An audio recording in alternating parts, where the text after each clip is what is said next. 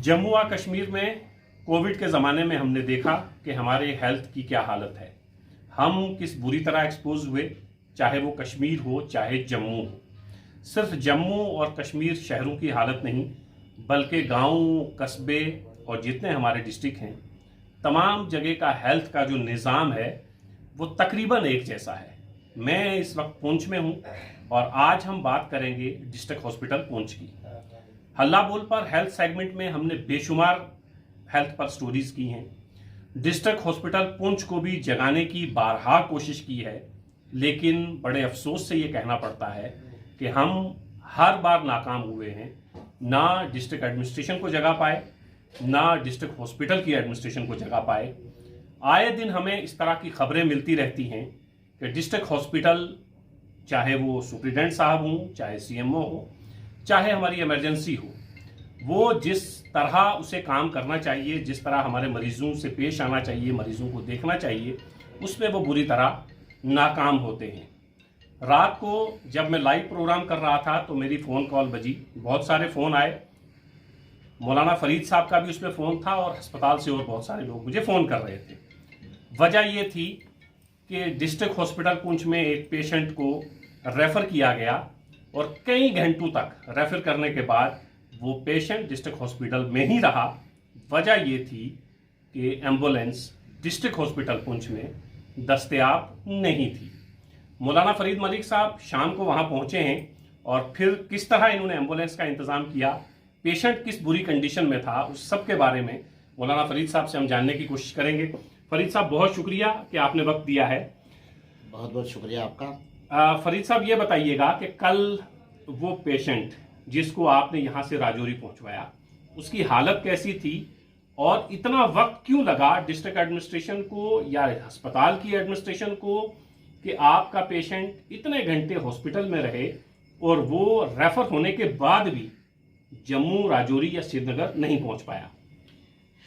Basic मैंने आपको उस वक्त भी कॉल की थी। शाम का टाइम मुझे कॉल आई मेरे गांव अड़ाई से, जो कि रोड से भी तकरीबन 3 किलोमीटर की दूरी से उस पेशेंट को लाया गया। उनका नाम हनीफा बी था, उनके घर वाले का नाम मोहम्मद आज़म। RO अड़ाई पंचायत मलका ऊपर टॉप जो है वो पैदल जाना पड़ता है। बदकिस्मती से सुबह 11 बजे उस पेशेंट को जब पुंछ हॉस्पिटल में लाया गया तो उनको ट्रीटमेंट जो है वो डॉक्टर एहसान साहब ने अच्छी तरह की, लेकिन बदकिस्मती कि उसका इलाज जो है वो यहाँ पर नहीं चल पाया, जिससे डॉक्टर ने क्लियर कहा कि आपको यहाँ से हम रेफ़र करेंगे जम्मू, या आपको कहीं बाहर जाना पड़ेगा क्योंकि यहाँ पर आपका इलाज नहीं हो सकता। तो आप कोई भी एम्बुलेंस का करें कुछ, तो मेरे हाथ में नहीं है, सुप्रिटेंडेंट साहब से बात करें। तो जब उन्होंने 2 बजे के करीब मुझे कॉल की, मैंने सुप्रिटेंडेंट साहब को एक बार भी कॉल की, फिर ठीक आधे घंटे के बाद फिर मैंने सुप्रिटेंडेंट साहब को कॉल की, फिर 1.5-2 घंटे गुजर गए, फिर मैंने सुप्रिटेंडेंट साहब को कॉल की। तो उन्होंने कहा कि हम देखते हैं, हम इनको फिर रजौरी कर देंगे रेफर। मैंने कहा रजौरी करें, आप मेहरबानी करके रजौरी तो करें। बोला। फिर थोड़ी देर बाद जब मैंने कॉल की तो 3-4 कॉलें करके उसके बाद उन्होंने की उनका कहना था कि आप 108 नंबर पे कीजिए, आपको वो एम्बुलेंस मुहैया कर देंगे। मैंने कहा चलो खैर हम 108 को भी देख देते हैं। तो हमने जब 108 नंबर पे कॉल की तो उन्होंने कहा कि हमारे पास एम्बुलेंस इस वक्त अवेलेबल नहीं है, हम 1-2 घंटे के बाद देखेंगे। करते करते शाम, और शाम को मैं खुद नमाज के बाद जो है वो डिस्ट्रिक्ट हॉस्पिटल में चला गया। मैंने जब उस पेशेंट की हालत, उस मरीज़ की हालत देखी और मेरा दिल कांप उठा कि मैं खुद भी एक माजूर हूँ और जो मरीज़ था वो भी माजूर है।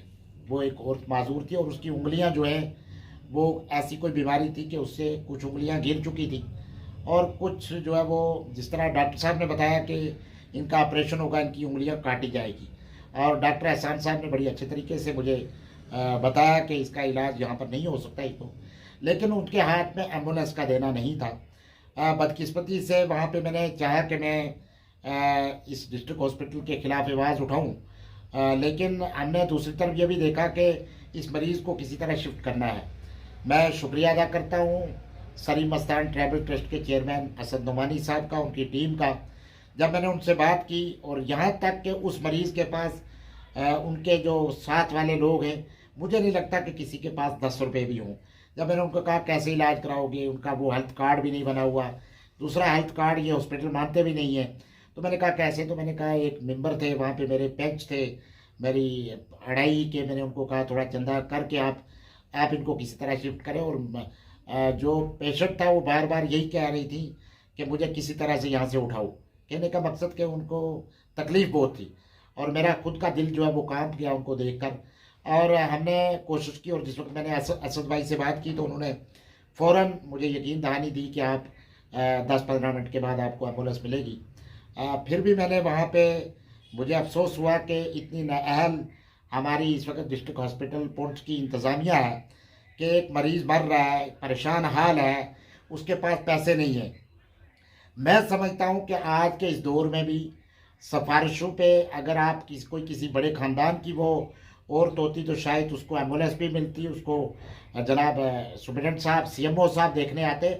लेकिन वो एक गरीब घर की औरत थी, परेशान हाल थी, उसके पास पैसा नहीं था। और उसको जो है ठीक है डॉक्टर एहसान साहब ने देखा उसको अच्छी तरह, इसमें कोई शक नहीं। लेकिन जो हॉस्पिटल का अमला था या हॉस्पिटल की इंतज़ामिया थी वो टोटली फेल उस वक्त हो जाती है जब एक मरीज़ तड़प रहा होता है और उसको एम्बुलेंस देने में सुबह से शाम तक इतनी बड़ी कोताही हो जाती है कि उसकी आवाज़ ही नहीं सुनी जाती। फरीद साहब ये बताइएगा, जब आपने पहली बार सुपरिटेंडेंट को फ़ोन किया जी, तो उस वक्त क्या वक्त था, और एम्बुलेंस जो आपको बाहर से मिली, जो Salim Mastan tribal welfare foundation ने आपको एम्बुलेंस दी, कितना वक्त था उसके बीच में? क्या इतने टाइम में डिस्ट्रिक्ट हॉस्पिटल पुंछ एक एम्बुलेंस का इंतजाम नहीं कर पाया?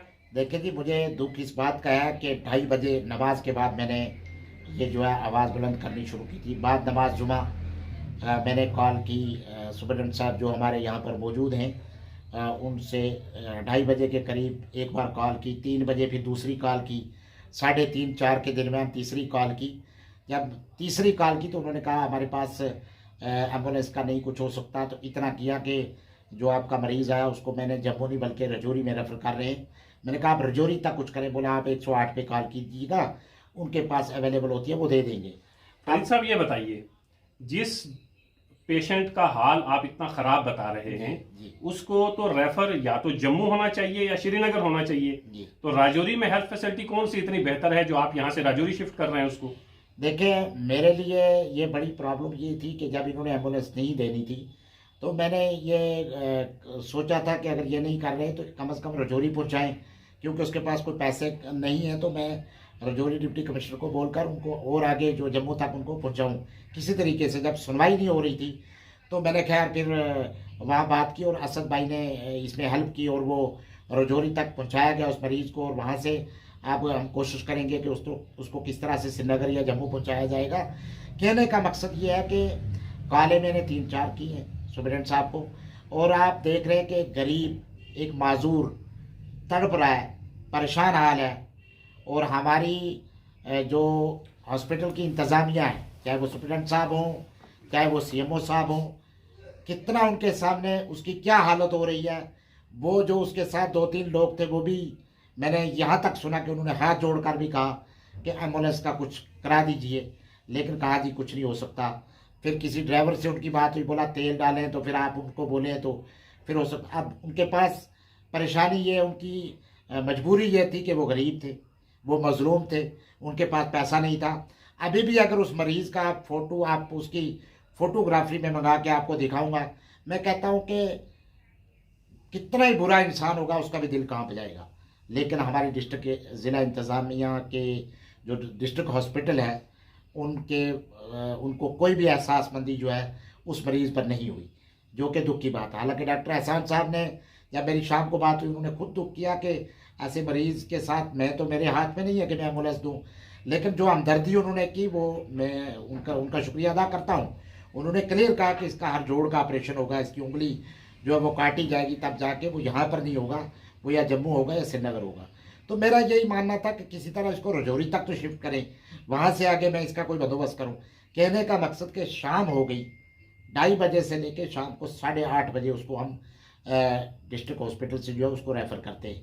और अगर आज के इस दौर में हमारे पास 2 एम्बुलेंस ना हो, हमारे पास जामिया ज़ैवरुल उलूम पुंछ की एम्बुलेंस ना हो, हमारे पास सलीम मस्तान ट्रैवल की एम्बुलेंस ना हो, मैं कहता हूँ इस सोसाइटी को मुबारक हो जिन्होंने ये सोच रखी कि हम ऐसे लोगों की खिदमत करेंगे, आवाज़ उठाएंगे। तो मैं जितने भी अपनी ऑर्गेनाइजेशन की जानिब से इनका शुक्रिया अदा करूं वो कम है। हमारे हमारे आम गरीब का तो बड़ा बुरा हाल हो गया। हमारे लोगों के तो कौन सिफारिश करने वाला है? एक आम गरीब जिसका कोई सुनने वाला नहीं, उसकी कौन सिफारिश? तो अल्लाह का शुक्र है, ये दो हमारे पास एम्बुलेंस जो हमारे सरी मस्तान जामिया ज़ाहिरुल उलूम, ये गरीबों के काम। मुझे उम्मीद है, मुझे रात को एक यकीन हुआ, भरोसा हुआ, मैंने असद भाई को पूरी कहानी सुनाई कि इस तरह से इनकी हालत ये है, माली लिहाज से बहुत कमज़ोर है, इनके पास चाय और खाने के लिए यहाँ पर पैसा नहीं है। तो मेरी कोशिश थी कि मैं रात को डिप्टी कमिश्नर साहब से मिलूँ, उनकी थोड़ी हेल्प करूँ। अभी भी मेरी कोशिश है कि मैं जाऊँगा उनके पास, कुछ थोड़ी उनकी हेल्प हो ताकि उस मरीज़ का इलाज हो सके। लेकिन बदकिस्मती से ये बात कहनी पड़ती है कि एक एम्बुलेंस के लिए 3 या 4 हज़ार का तेल वो खाती जम्मू तक पहुँचाने में। लेकिन हमारे सुप्रिटेंडेंट साहब और CMO साहब, मैं कहता हूँ डिस्ट्रिक्ट हॉस्पिटल पुंछ की जो इंतज़ामिया है वो पूरी तरह नाकाम हो। फरीद साहब, हम अक्सर देखते हैं कि हमारे डिप्टी कमिश्नर पुंछ इन ऑफिसरान की मीटिंग लेते रहते हैं जी। आम तासुर ये है कि DC साहब इनकी अपनी मीटिंग में हिदायत भी करते हैं, कभी कभी खिंचाई भी करते हैं, इनको समझाते रहते हैं। तो क्या ये जो इंतज़ामिया है, ये जो हॉस्पिटल की इंतज़ामिया है, ये डिप्टी कमिश्नर के हाथ से बाहर है? डिप्टी कमिश्नर साहब को भी नहीं मानती है, उनकी बातें भी इन पर असर नहीं करती हैं, हालांकि अक्सर वो मीटिंग लेते रहते हैं और हेल्थ के हवाले से वो बहुत संजीदा भी नज़र आते हैं। देखें, यहाँ पर इतना हाल ख़राब है इस हॉस्पिटल का। मैं कई बार डिस्ट्रिक्ट सुप्रिटेंडेंट साहब से भी मिला हूँ, DC साहब से हम अक्सर मिलते ही रहते हैं। आप ये समझिए कि गोल्डन कार्ड इस वक्त प्राइम मिनिस्टर ऑफ इंडिया कहते हैं कि 5 लाख का इंश्योरेंस जो है वो गरीब को दिया जाएगा। खाक 5 लाख का, यहाँ तो मरीजों के कार्ड को देख के राज़ी नहीं है। आप समझेंगे कि जिनसे हम दवाई वालों से अगर हम कहते हैं कि जी आपके यहाँ गोल्डन कार्ड से हॉस्पिटल आपको जो है वो पैसा देगा, वो कहते हैं जी हमारा पहला ही जो है बिल 2019 का है, तो आप कौन सा पैसा आएगा?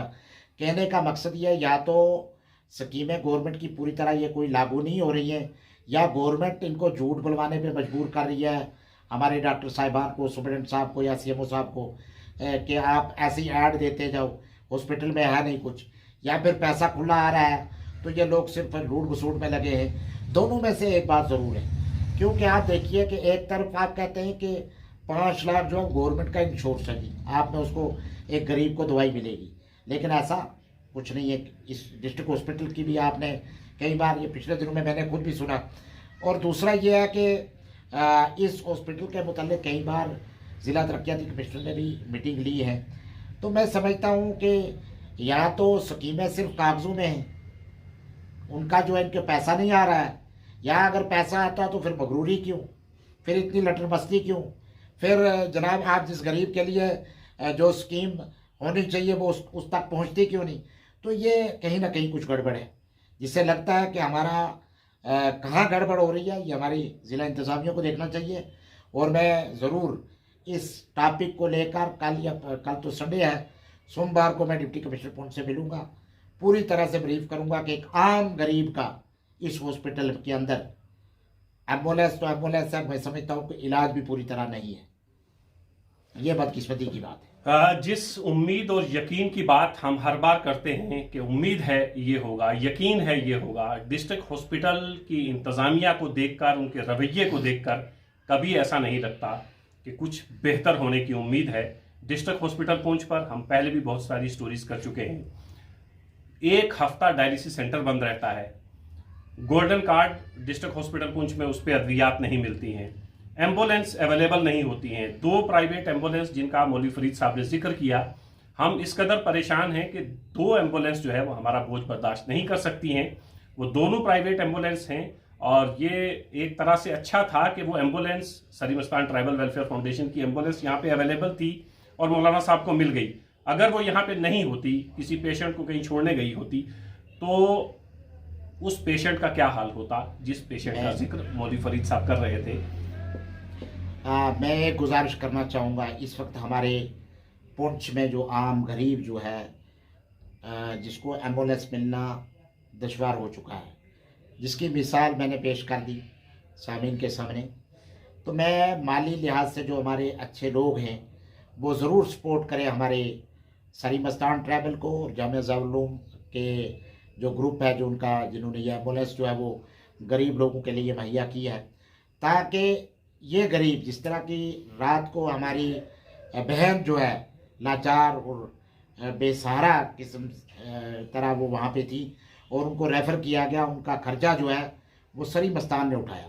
इस तरह के बहुत सारे मरीज़ों को सरी मस्तान जो है वो इससे पहले भी एम्बुलेंस और बाकी तरह की भी चलो खिदमत हो रही है, लेकिन ये एक बहुत बड़ा काम है। तो मैं जो हमारे मालदार भाई है, जो अच्छी शोहरत रखने वाले हैं, जिनके पास पैसा है, वो ज़रूर ऐसे सोसाइटियों को मजबूत करें, ताकि एक आम गरीब का जो है हमारे इन गरीबों की जो सही माने में जो ये 2 एम्बुलेंस जो है इनके काम जो है वो आ सके। बहुत बहुत शुक्रिया। डिस्ट्रिक्ट डेवलपमेंट कमिश्नर पुंछ से ये उम्मीद तो हम लगा ही सकते हैं कि जहां वो आए दिन मीटिंग्स करते हैं, ऑफिसरान को बुलाते हैं, जो एक डिस्ट्रिक्ट डेवलपमेंट कमिश्नर का एक तासुर जो है आम लोगों के बीच में ये है कि वो ऑफिसरान को बुलाते हैं, उनकी मीटिंग करते हैं और उन्हें ये हिदायत जारी करते रहते हैं कि आप जो है आवाम के काम करिए।